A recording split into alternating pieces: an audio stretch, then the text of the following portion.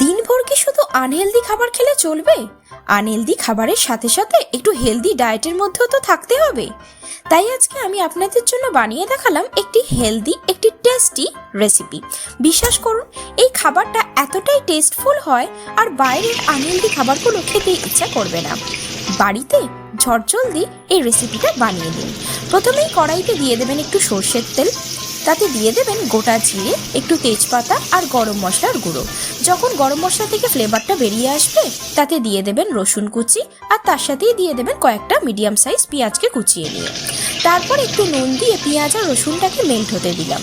বেশ খানিকক্ষণ পরে দিয়ে দিলাম এতে আমি 200 গ্রাম মতো চিকেনকে কুচিয়ে নিয়ে ভিনিগারে মাখিয়ে আধ ঘন্টার জন্য রেখে দিয়েছিলাম। তারপরে চিকেনটাকে ভালোভাবে পেঁয়াজ রসুনের সাথে ফ্রাই করে নিলাম। যখন চিকেন থেকে সুন্দরভাবে জলটা ছাড়া শুরু হয়ে গেল তখন তাতে দিয়ে দিলাম 2টি মিডিয়াম সাইজ টমেটো। যখন টমেটোর ওপরেও আরেকটু নুন দিয়ে দিলাম যাতে টমেটোটা সুন্দরভাবে মেল্ট হয়ে যায়, আর দিয়ে দিলাম 4-5টি লঙ্কাকে চিড়ে নিয়ে। তারপরে আমি দিয়ে দিতে শুরু করলাম এখানে আদা বাটা, হলুদ গুঁড়ো, একটু জিরে গুঁড়ো, একটু ধনে গুঁড়ো আর অল্প একটু কাশ্মীরি লঙ্কার গুঁড়ো।